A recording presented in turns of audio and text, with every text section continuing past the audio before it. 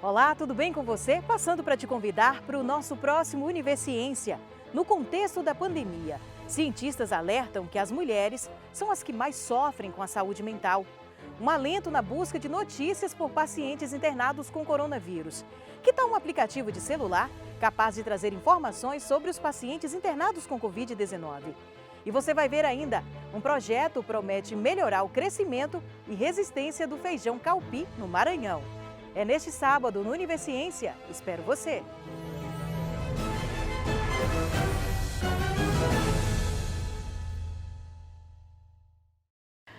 Olá, tudo bem? Está no ar mais um Universiência, o primeiro programa brasileiro de TV e internet, produzido por meio da colaboração entre TVs e instituições de ensino superior públicas nordestinas. Veja o que vamos conhecer hoje. Pesquisa da Universidade Federal de Sergipe aponta que as mulheres mais pobres são as mais afetadas em relação à saúde mental durante a pandemia. Na Universidade Federal da Bahia, cientistas estudam a violência digital durante o período da pandemia causada pelo novo coronavírus. E ainda, um projeto da Universidade Estadual da região Tocantina do Maranhão busca melhorar o crescimento e resistência do feijão calpi.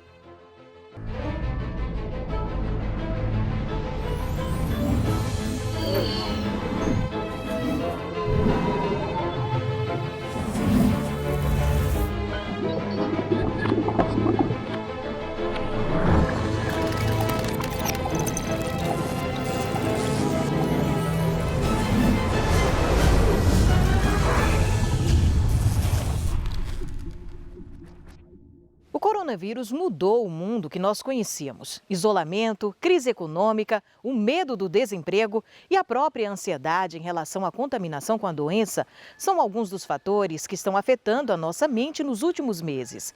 Uma pesquisa feita pela Universidade Federal de Sergipe mostra que as mulheres são as mais afetadas em relação à saúde mental durante a pandemia.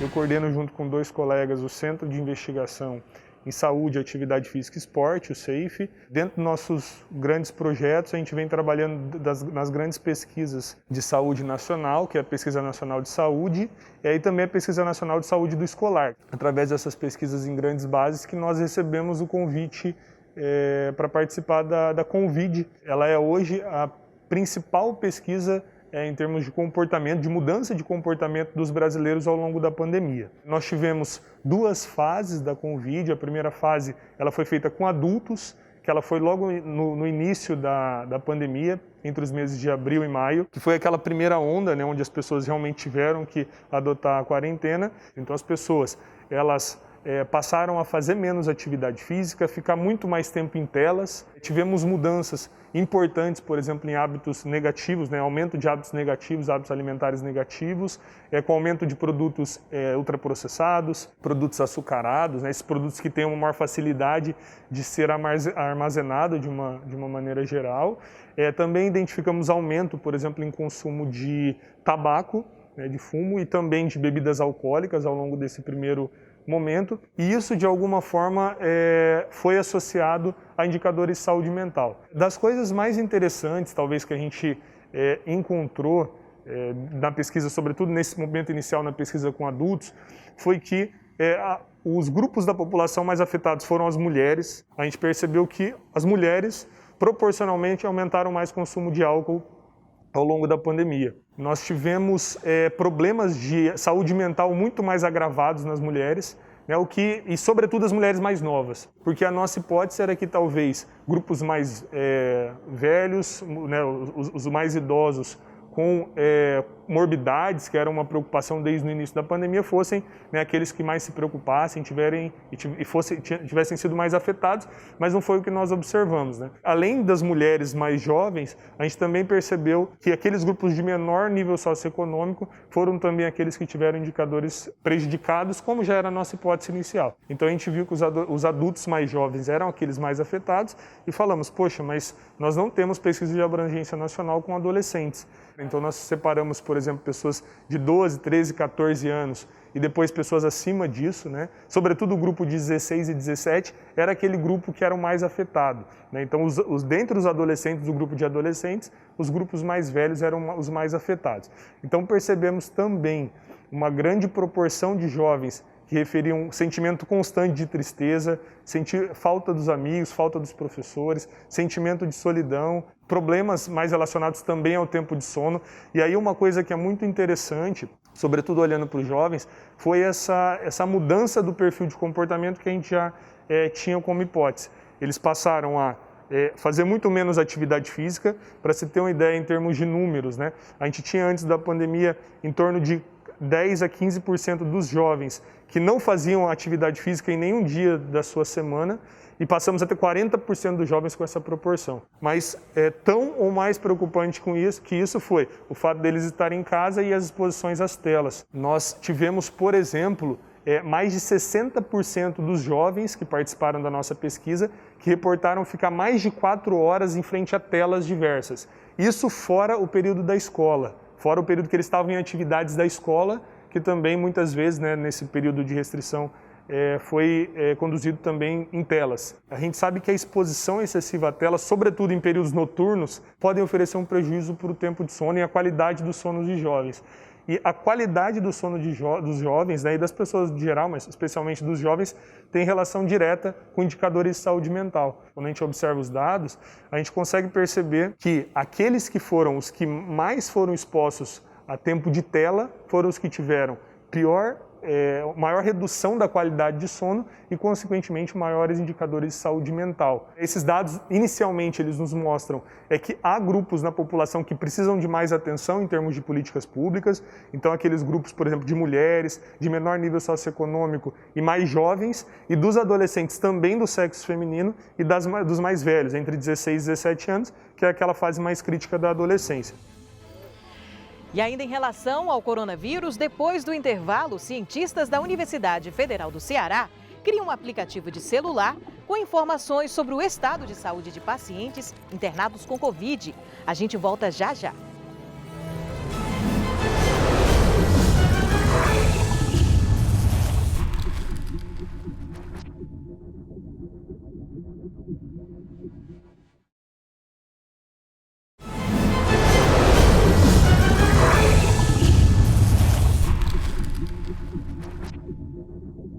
A pandemia do novo coronavírus nos obrigou a um necessário isolamento social.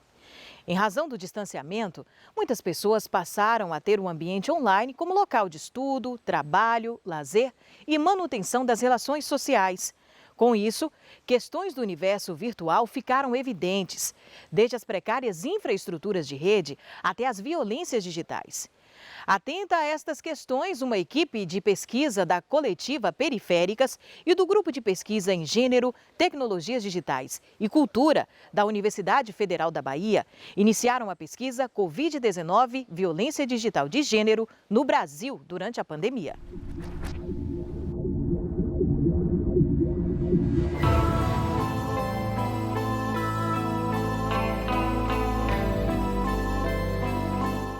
O que vem a ser violência digital de gênero? Queria apresentar para quem ainda nunca ouviu falar no assunto, Tiane.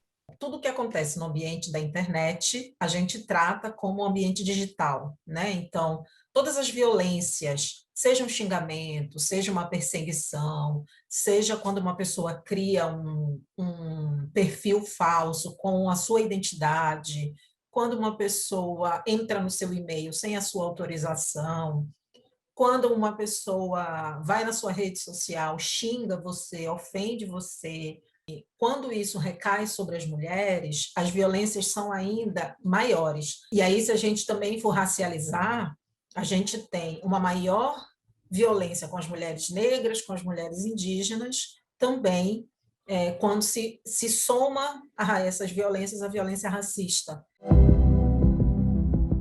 A pesquisa sobre violências digitais contra mulheres durante a pandemia de Covid-19 ocorreu ao longo de 4 meses no ano de 2020. O informe publicado pelo Coletivas Periféricas de Salvador e pelo Grupo de Pesquisa em Gênero, Tecnologias Digitais e Cultura, traçou um panorama dos principais crimes cometidos e suas tipificações. Essas violências sempre aconteceram, gente, sempre estiveram aí. A internet, sabe, ela consegue publicizar esses casos. Então, assim, as pessoas, cada vez mais, inclusive, elas estão se apropriando desse meio digital para contar o que aconteceram com elas, relatar essas violências, né? E muitas vezes a gente fala de violência aqui porque nós sabemos que são violências, mas tem muita gente que passa por essas coisas e não sabe ainda que é violência, porque muitos nomes dessas violências elas estão em inglês, né? Então, assim, stalking, tem uma que é que o cara tira a camisinha sem contar para a parceira. E é isso, assim, a gente está, inclusive, trazendo isso para o português, né? Já tem várias tipificações hoje, né? O stalking hoje é de perseguição. Inclusive, tem uma lei recente que se constatou a tipificação lá de perseguição online como uma violência, quer dizer, não só como violência, como também um crime. O que é uma violência tipificada? Uma violência que foi nomeada e descrita, né? Então, ela tem um nome e ela tem uma descrição. Uma pessoa está insistentemente mandando e-mail para você e você não quer mais receber e-mail daquela pessoa e você já disse, não quero mais receber e-mail seu. Uma pessoa manda mensagem no WhatsApp para você e você já disse, não quero receber mensagens suas, para de me mandar mensagem. E a pessoa insiste, isso é uma violência. Não, e quais violências são mais evidenciadas nessa pesquisa de vocês? O resultado? Tem sextorção, que é essa captura, né, de imagens íntimas que você tem, e a pessoa, né, o ex-namorado, proximamente, começa a te chantagear, de que se você não fizer algo para ele, ou voltar o namoro, enfim, que ele vai compartilhar essas imagens para outras pessoas, para a internet, para a família, para jornal. Isso está acontecendo muito com jovens, gente, com adolescentes. Então, esses meninos estão imprimindo essas imagens, colocando por toda a escola, sabe? Então, as plataformas e a legislação brasileira ainda precisam se concentrar mais em resolver essas violências. A gente não pode desistir. Por mais difícil que seja, a gente precisa insistir nessas denúncias, porque só fazendo pressão é que a gente vai conseguir que alguma coisa mude.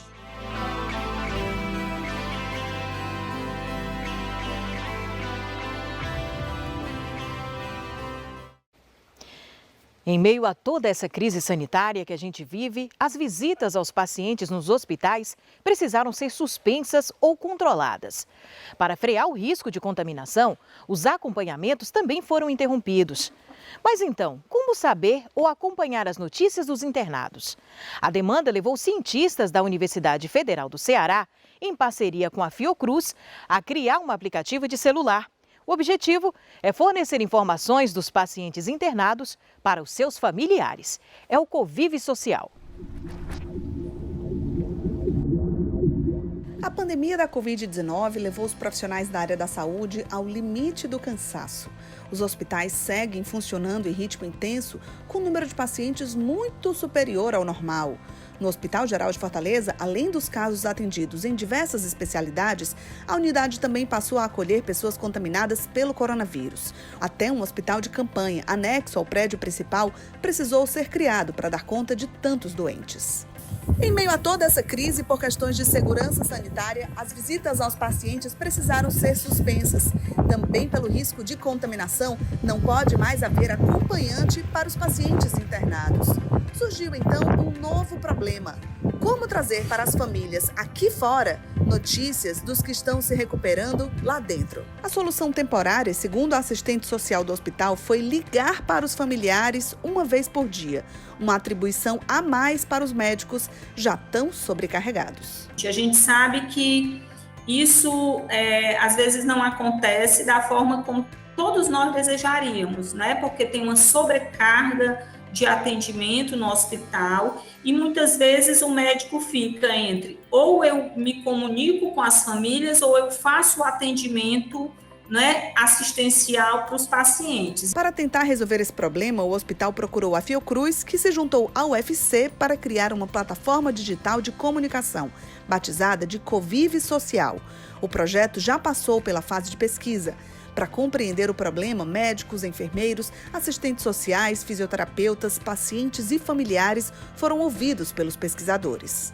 Estamos fazendo todo um trabalho minucioso para entender qual a necessidade do usuário e para que assim a gente possa desenvolver essa aplicação. Então é um processo que é demorado, é um processo que exige muita dedicação e precisa realmente ir a fundo. E a missão de construir uma solução digital foi dada a pesquisadores das áreas da medicina, tecnologia da informação e sistemas e mídias digitais. O projeto envolve, além da Fiocruz e Funcap, mais de 20 pesquisadores da UFC em Fortaleza, Sobral e Quixadá, do Instituto Federal e das universidades Nova de Lisboa e Aveiro, em Portugal. Uma das coordenadoras explica que a plataforma será um aplicativo para celulares, de fácil preenchimento para médicos e simplificada para a boa compreensão das famílias. O médico vai entrar, vai colocar essas informações, vai colocar alguma observação que ele julgue necessário e a família vai ter acesso a essa informação. Mas ainda é muito cedo para a gente delimitar as funcionalidades todas. As primeiras versões da plataforma devem começar a ser testadas nos próximos dias. A expectativa, segundo o coordenador do projeto, é que essa nova forma de comunicação, criada especificamente para resolver a crise da Covid, fique como um legado da pandemia para a modernização dos hospitais. Está construindo uma plataforma para garantir a comunicação entre os hospitais e a família dos pacientes, não só para a Covid, mas a gente quer estender isso para as outras patologias. A gente quer criar uma plataforma de comunicação para os hospitais do Brasil e do mundo. A gente espera isso, né?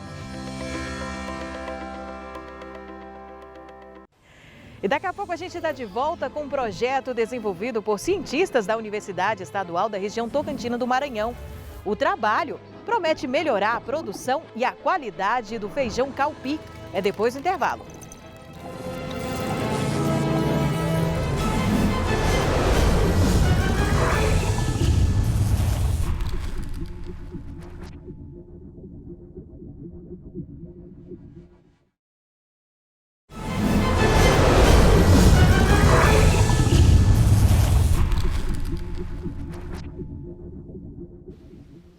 Com origem no continente africano, o feijão calpi é cultivado no Brasil desde o século XVI. O grão é um dos principais componentes da nossa mesa nas regiões Norte e Nordeste, especialmente na zona rural. No estado do Maranhão, além da produção para o consumo doméstico, o produto é fundamental na geração de renda para a agricultura familiar. Foi pensando nisso que cientistas da Universidade Estadual da região Tocantina do Maranhão deram início ao desenvolvimento de um projeto que busca melhorar o crescimento e resistência do feijão calpi por meio da utilização de um fungo. Vamos entender como funciona?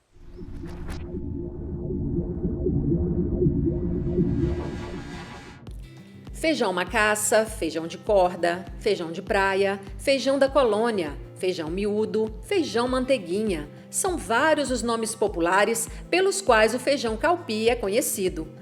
Cultura de origem africana, o cultivo do feijão calpi foi introduzido no Brasil na segunda metade do século XVI pelos colonizadores portugueses no estado da Bahia, sendo então disseminado para todo o país. O feijão calpi é um dos principais componentes da dieta alimentar nas regiões Norte e Nordeste do Brasil, especialmente na zona rural. No estado do Maranhão, a produção destina-se ao consumo doméstico e possui grande importância na geração de renda da agricultura familiar.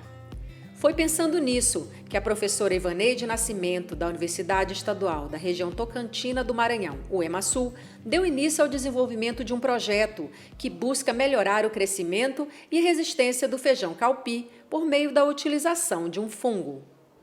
Esse projeto, seleção e caracterização de isolados de tricoderma, com o objetivo de testá-lo na resistência do feijão calpi para reduzir a incidência de doença no campo e ajudar na promoção do crescimento dessa cultura.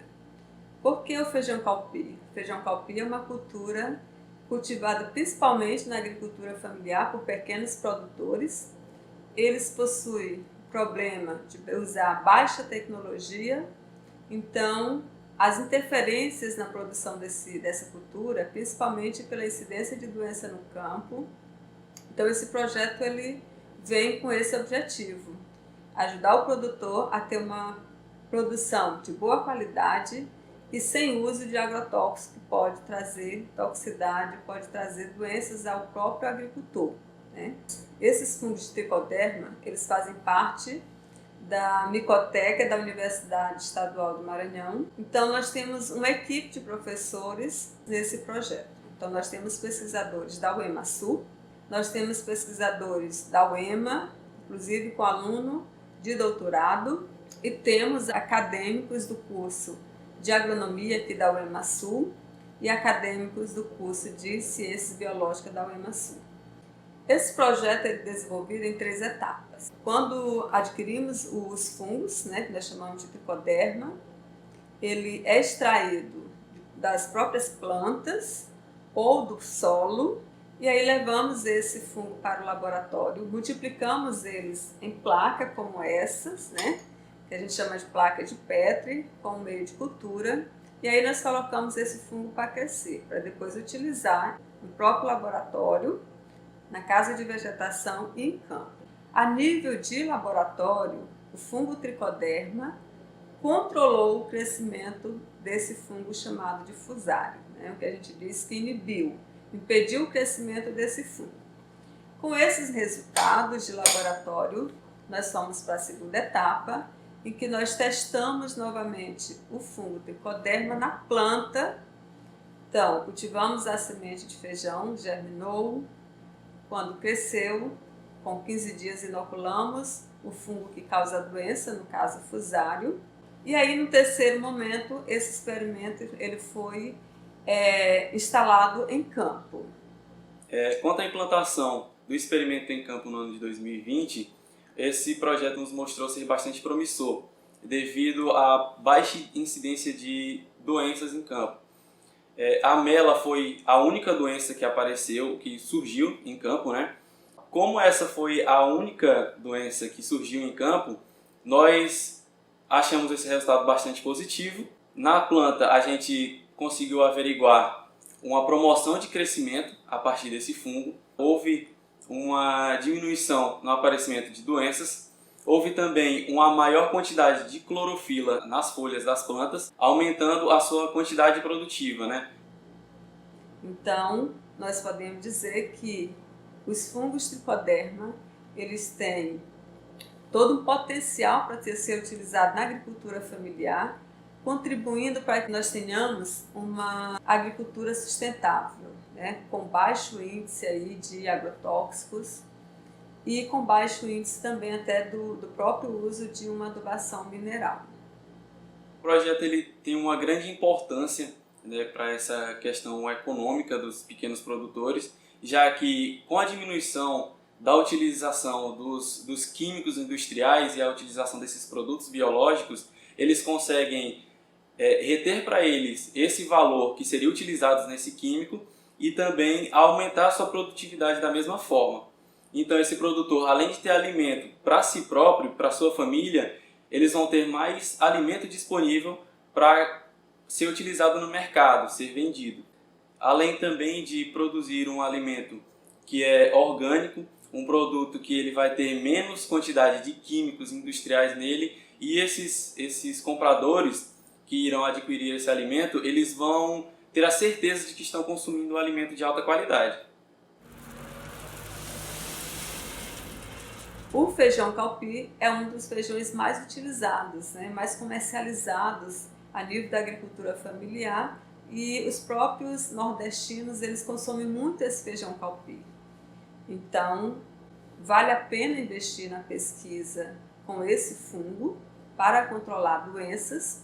Nós pensamos também no futuro formular um produto à base desse fungo que possa ser pensado em comercializar e ser de fácil acesso para o agricultor familiar, contribuindo dessa forma com a sustentabilidade ambiental. É isso, a universidade pública descobrindo novas soluções para a agricultura familiar. Bom, por hoje é só. No próximo Univerciência, a gente está de volta com mais pesquisas do Nordeste para você. Até lá!